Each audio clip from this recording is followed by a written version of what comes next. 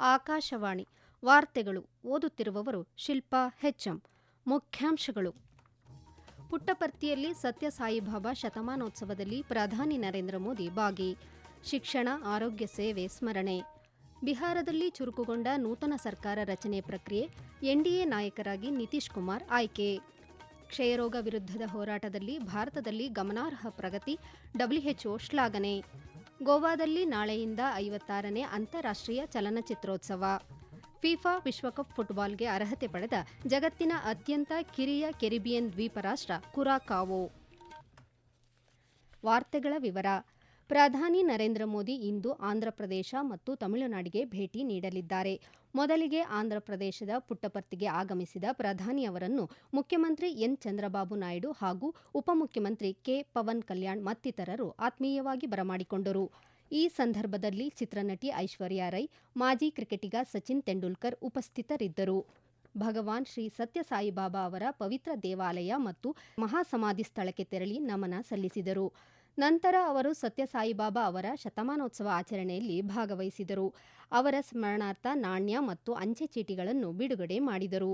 ನಂತರ ಸಾರ್ವಜನಿಕರನ್ನು ಉದ್ದೇಶಿಸಿ ಮಾತನಾಡಿದ ಪ್ರಧಾನಿ, ಸತ್ಯ ಸಾಯಿಬಾಬಾ ಅವರ ಜನ್ಮ ಶತಮಾನೋತ್ಸವ ಕೇವಲ ಉತ್ಸವವಲ್ಲ, ಇದು ದಿವ್ಯ ವರದಾನವಾಗಿದೆ. ಸಾಯಿಬಾಬಾ ಅವರು ಶಿಕ್ಷಣ, ಆರೋಗ್ಯ, ಕುಡಿಯುವ ನೀರು ಸೇರಿದಂತೆ ಹಲವಾರು ಕ್ಷೇತ್ರಗಳಲ್ಲಿ ಸೇವೆ ಸಲ್ಲಿಸಿದ್ದಾರೆ. ಹೊಸ ಸಂಕಲ್ಪದೊಂದಿಗೆ ಮಹೋತ್ಸವವನ್ನು ಆಚರಿಸಬೇಕಾಗಿದೆ. ಅವರ ಜೀವನ ವಸುದೈವ ಕುಟುಂಬಕಂ ಮೇಲೆ ನಿಂತಿದೆ ಎಂದರು. ನಂತರ ಪ್ರಧಾನಿ ತಮಿಳುನಾಡಿನ ಕೊಯಮತ್ತೂರಿಗೆ ಪ್ರಯಾಣಿಸಲಿದ್ದಾರೆ. ಅಲ್ಲಿ ಅವರು ದಕ್ಷಿಣ ಭಾರತ ನೈಸರ್ಗಿಕ ಕೃಷಿ ಶೃಂಗಸಭೆಯನ್ನು ಉದ್ಘಾಟಿಸಿ ರೈತರೊಂದಿಗೆ ಸಂವಾದ ನಡೆಸಿ 10 ಮಂದಿ ರೈತರನ್ನು ಗೌರವಿಸಲಿದ್ದಾರೆ. ಕಾರ್ಯಕ್ರಮದಲ್ಲಿ ಪ್ರಧಾನಿ 18,009 ಕೋಟಿ ರೂಪಾಯಿ ಮೊತ್ತದ ಪಿಎಂ ಕಿಸಾನ್ನ 21ನೇ ಕಂತನ್ನು ರೈತ ಫಲಾನುಭವಿಗಳಿಗೆ ಬಿಡುಗಡೆ ಮಾಡಲಿದ್ದಾರೆ. ಬಿಹಾರದಲ್ಲಿ ನೂತನ ಸರ್ಕಾರ ರಚನೆ ಪ್ರಕ್ರಿಯೆ ಆರಂಭವಾಗಿದೆ. ಎನ್ಡಿಎ ಮೈತ್ರಿಕೂಟಕ್ಕೆ ಹೊಸದಾಗಿ ಆಯ್ಕೆಯಾದ ಶಾಸಕರು ಇಂದು ಪಾಟ್ನಾದಲ್ಲಿ ಸಭೆ ಸೇರಿ ಜೆಡಿಯು ಮುಖಂಡ ನಿತೀಶ್ ಕುಮಾರ್ ಅವರನ್ನು ತಮ್ಮ ನಾಯಕರಾಗಿ ಅವಿರೋಧವಾಗಿ ಆಯ್ಕೆ ಮಾಡಿದ್ದಾರೆ. 5 ಎನ್ಡಿಎ ಪಕ್ಷಗಳಾದ ಬಿಜೆಪಿ, ಸಂಯುಕ್ತ ಜನತಾದಳ, ಲೋಕ ಜನಶಕ್ತಿ ಪಕ್ಷ, ಹಿಂದೂಸ್ತಾನಿ ಅವಾಮ್ ಮೋರ್ಚಾ ಮತ್ತು ರಾಷ್ಟ್ರೀಯ ಲೋಕ ಮೋರ್ಚಾಗಳಿಂದ ಹೊಸದಾಗಿ ಆಯ್ಕೆಯಾದ ಶಾಸಕರು ಸಭೆಯಲ್ಲಿ ಭಾಗವಹಿಸಿದರು. ಶೀಘ್ರದಲ್ಲೇ ನಿತೀಶ್ ಕುಮಾರ್ 10ನೇ ಬಾರಿಗೆ ಮುಖ್ಯಮಂತ್ರಿಯಾಗಿ ಪದಗ್ರಹ ಮಾಡಲಿದ್ದಾರೆ. ಕ್ಷಯರೋಗ, ಟಿಬಿ ವಿರುದ್ಧದ ಹೋರಾಟದಲ್ಲಿ ಭಾರತವು ಗಮನಾರ್ಹ ಪ್ರಗತಿ ಸಾಧಿಸಿದ ಕಾರಣಕ್ಕಾಗಿ ವಿಶ್ವ ಆರೋಗ್ಯ ಸಂಸ್ಥೆ ಡಬ್ಲ್ಯುಎಚ್ಒ ಭಾರತವನ್ನು ಶ್ಲಾಘಿಸಿದೆ. ಭಾರತದಲ್ಲಿ ಟಿಬಿ ಪ್ರಕರಣಗಳ ಪತ್ತೆ ಅಂತರ ಕಡಿಮೆಯಾಗಿದ್ದು, ಟಿಬಿ ಸಂಬಂಧಿತ ಸಾವುಗಳಲ್ಲಿ ಸಂಖ್ಯೆ ಕಡಿಮೆಯಾಗಿದೆ ಎಂದು ಡಬ್ಲ್ಯುಎಚ್ಒ ತಿಳಿಸಿದೆ.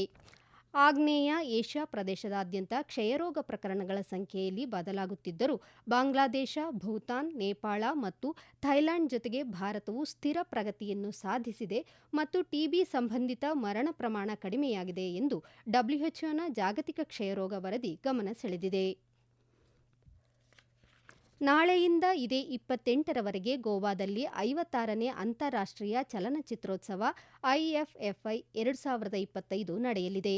ಚಿತ್ರೋತ್ಸವದಲ್ಲಿ 81 ದೇಶಗಳ 240 ಚಲನಚಿತ್ರಗಳು ಪ್ರದರ್ಶನಗೊಳ್ಳಲಿದ್ದು, ಇದು ವಿಭಿನ್ನ ದೇಶಗಳ ನಡುವೆ ಸಾಂಸ್ಕೃತಿಕ ಸೇತುವೆಯಾಗಿ ಕಾರ್ಯನಿರ್ವಹಿಸುತ್ತಿರುವ ಜೊತೆಗೆ ಭಾರತೀಯ ಸಿನಿಮಾಕ್ಕೆ ಜಾಗತಿಕ ವೇದಿಕೆಯನ್ನು ಒದಗಿಸುತ್ತದೆ.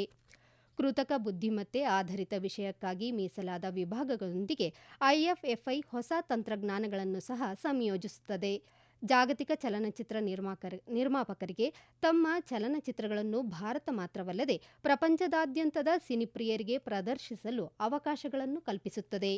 ಪ್ರಧಾನಿ ನರೇಂದ್ರ ಮೋದಿ ಅವರ ನಾರಿಶಕ್ತಿ ಆಶಯಕ್ಕೆ ಅನುಗುಣವಾಗಿ ಈ ವರ್ಷ ಮಹಿಳೆಯರು ನಿರ್ದೇಶಿಸಿದ 50ಕ್ಕೂ ಹೆಚ್ಚು ಚಲನಚಿತ್ರಗಳನ್ನು ಪ್ರದರ್ಶಿಸಲಾಗುವುದು. ಸ್ವಾತಂತ್ರ್ಯದ 75ನೇ ವರ್ಷಾಚರಣೆ ಹಿನ್ನೆಲೆಯಲ್ಲಿ ಕಳೆದ ವರ್ಷ 75 ಯುವ ಮನಸ್ಸುಗಳಿಗೆ ಈ ಉತ್ಸವದಲ್ಲಿ ವೇದಿಕೆ ಕಲ್ಪಿಸಲಾಗಿತ್ತು.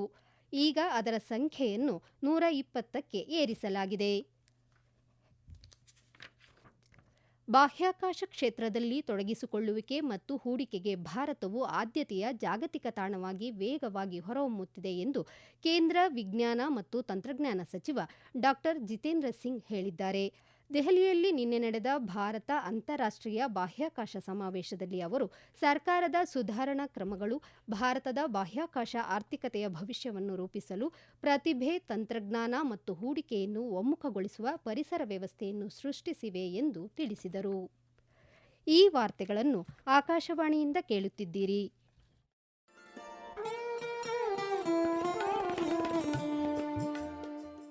ಆಕಾಶವಾಣಿ ಸುದ್ದಿ ವಿಭಾಗದಿಂದ ಪ್ರದೇಶ ಸಮಾಚಾರವನ್ನು ಪ್ರತಿದಿನ ಬೆಳಿಗ್ಗೆ 7:05, ಮಧ್ಯಾಹ್ನ 12 ಮತ್ತು 2:30 ಹಾಗೂ ಸಂಜೆ 6:40ಕ್ಕೆ,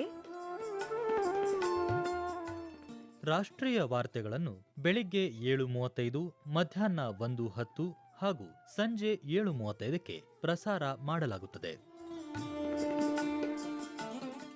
ಈ ಎಲ್ಲಾ ವಾರ್ತೆಗಳನ್ನು ನಮ್ಮ ಯೂಟ್ಯೂಬ್ ಖಾತೆ ಆಕಾಶವಾಣಿ ನ್ಯೂಸ್ ಕನ್ನಡ, ಫೇಸ್ಬುಕ್ ಖಾತೆ ಆಕಾಶವಾಣಿ ವಾರ್ತೆ ಕನ್ನಡ ಇದರಲ್ಲಿ ಆಲಿಸಬಹುದು.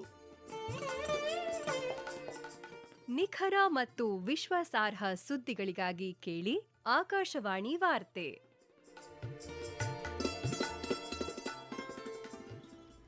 ಕೇಂದ್ರ ಗ್ರಾಹಕ ವ್ಯವಹಾರಗಳ ಇಲಾಖೆ ಆರಂಭಿಸಿರುವ ಈ ಜಾಗೃತಿ ವೇದಿಕೆ ಪಾರದರ್ಶಕತೆ ಮತ್ತು ದಕ್ಷತೆಗೆ ದೇಶದಲ್ಲಿ ಮಾತ್ರವಲ್ಲದೆ ವಿದೇಶದಲ್ಲೂ ಗಮನ ಸೆಳೆದಿದ್ದು, ಅನಿವಾಸಿ ಭಾರತೀಯ ಗ್ರಾಹಕರ ಹಿತರಕ್ಷಣೆಯಲ್ಲೂ ಕ್ರಾಂತಿಗೆ ನಾಂದಿ ಹಾಡಿದೆ. ಗ್ರಾಹಕರ ಹಕ್ಕುಗಳಿಗೆ ಪ್ರಥಮ ಪ್ರಾಶಸ್ತ್ಯ ನೀಡಿದ್ದು, ಡಿಜಿಟಲ್ ಇಂಡಿಯಾದ ಶ್ರೇಷ್ಠ ಪರಿಹಾರ ವ್ಯವಸ್ಥೆಯಾಗಿ ಹೊರಹೊಮ್ಮಿದೆ. ಡಿಜಿಟಲ್ ವಂಚನೆ, ಡಿಜಿಟಲ್ ಅರೆಸ್ಟ್ನಂತಹ ಆತಂಕದ ದಿನಗಳಲ್ಲಿ ಕೇಂದ್ರ ಗ್ರಾಹಕ ವ್ಯವಹಾರಗಳ ಸಚಿವ ಪ್ರಹ್ಲಾದ್ ಜೋಶಿ ಅವರ ಮಾರ್ಗದರ್ಶನದಲ್ಲಿ ರೂಪುಗೊಂಡಿರುವ ಈ ಜಾಗೃತಿ ವೇದಿಕೆ ಗ್ರಾಹಕರ ಹಕ್ಕು ರಕ್ಷಣೆಗೆ ಬದ್ಧವಾಗಿದೆ. ಅನಿವಾಸಿ ಭಾರತೀಯರಿಗೂ ನ್ಯಾಯ ಪರಿಹಾರ ಕಲ್ಪಿಸುವಲ್ಲಿ ದಕ್ಷತೆ ಮೆರೆದಿದೆ. ಅನಿವಾಸಿ ಭಾರತೀಯರು ಭಾರತಕ್ಕೆ ಪ್ರಯಾಣಿಸದೆ ವಿಮಾನ ಹಕ್ಕುಗಳು ಮತ್ತು ಉತ್ಪನ್ನ ದೋಷಗಳ ವಿವಾದಗಳನ್ನು ಇತ್ಯರ್ಥಪಡಿಸಲು ಈ ವೇದಿಕೆ ಸಹಕಾರಿಯಾಗಿದೆ. ಈ ತಿಂಗಳ 13ರವರೆಗೆ ಏಕೀಕೃತ ಪೋರ್ಟಲ್ ಅಡಿ 1,27,058 ಪ್ರಕರಣಗಳನ್ನು ಪರಿಹರಿಸಿದೆ. Institute of aerospace medicine IAM ಬೆಂಗಳೂರಿನಲ್ಲಿ ಇಂಡಿಯನ್ ಸೊಸೈಟಿ ಆಫ್ ಏರೋಸ್ಪೇಸ್ ಮೆಡಿಸಿನ್ನ 64ನೇ ವಾರ್ಷಿಕ ಸಮ್ಮೇಳನವನ್ನು ಆಯೋಜಿಸಲಿದೆ. 2 ದಿನಗಳ ಸಮ್ಮೇಳನವನ್ನು ನಾಳೆ ವಾಯುಪಡೆಯ ಮುಖ್ಯಸ್ಥ air chief marshal AP Singh ಉದ್ಘಾಟಿಸಲಿದ್ದಾರೆ.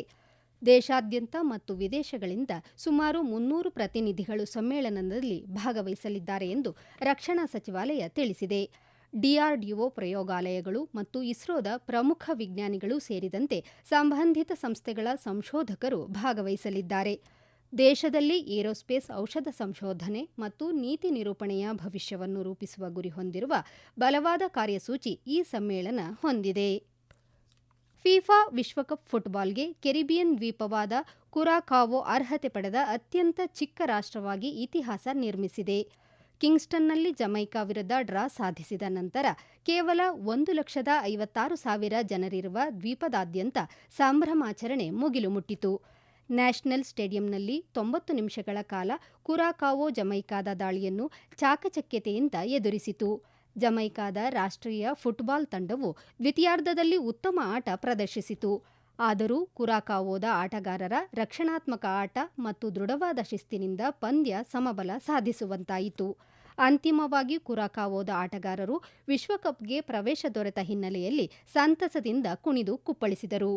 ಜಮೈಕಾದ ವಿರುದ್ಧ ಗೋಲುರಹಿತ ಡ್ರಾ ಸಾಧಿಸಿದರು. 6 ಪಂದ್ಯಗಳಿಂದ 12 ಅಂಕಗಳೊಂದಿಗೆ ಬಿ ಗುಂಪಿನಲ್ಲಿ ಅಗ್ರಸ್ಥಾನವನ್ನು ಗಳಿಸಿತು. ಜಮೈಕಾಕ್ಕಿಂತ ಕುರಾಕಾವೊ 1 ಅಂಕ ಮುಂದಿರುವುದು ಸಹ ವಿಶೇಷವಾಗಿದೆ. ಮುಂದಿನ ವರ್ಷ ಫಿಫಾ ವಿಶ್ವಕಪ್ನಲ್ಲಿ 48 ತಂಡಗಳು ಪ್ರಶಸ್ತಿಗಾಗಿ ಸೆಣಸಲಿವೆ. ತನ್ಮೂಲಕ ಉದಯೋನ್ಮುಖ ಫುಟ್ಬಾಲ್ ರಾಷ್ಟ್ರಗಳಿಗೆ ಅವಕಾಶಗಳು ತೆರೆದಿವೆ.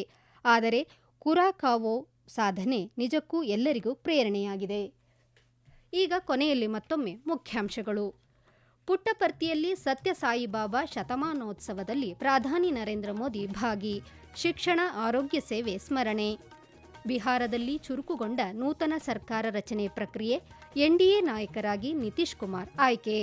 ಕ್ಷಯರೋಗ ವಿರುದ್ಧದ ಹೋರಾಟದಲ್ಲಿ ಭಾರತದಲ್ಲಿ ಗಮನಾರ್ಹ ಪ್ರಗತಿ, ಡಬ್ಲ್ಯುಎಚ್ಒ ಶ್ಲಾಘನೆ. ಗೋವಾದಲ್ಲಿ ನಾಳೆಯಿಂದ 56ನೇ ಅಂತಾರಾಷ್ಟ್ರೀಯ ಚಲನಚಿತ್ರೋತ್ಸವ. ಫಿಫಾ ವಿಶ್ವಕಪ್ ಫುಟ್ಬಾಲ್ಗೆ ಅರ್ಹತೆ ಪಡೆದ ಜಗತ್ತಿನ ಅತ್ಯಂತ ಕಿರಿಯ ಕೆರಿಬಿಯನ್ ದ್ವೀಪ ರಾಷ್ಟ್ರ ಕುರಾಕಾವೊ. ಇಲ್ಲಿಗೆ ವಾರ್ತಾ ಪ್ರಸಾರ ಮುಕ್ತಾಯವಾಯಿತು. ನಮ್ಮ ಮುಂದಿನ ವಾರ್ತಾ ಪ್ರಸಾರ ಮಧ್ಯಾಹ್ನ 2:30 ನಿಮಿಷಕ್ಕೆ.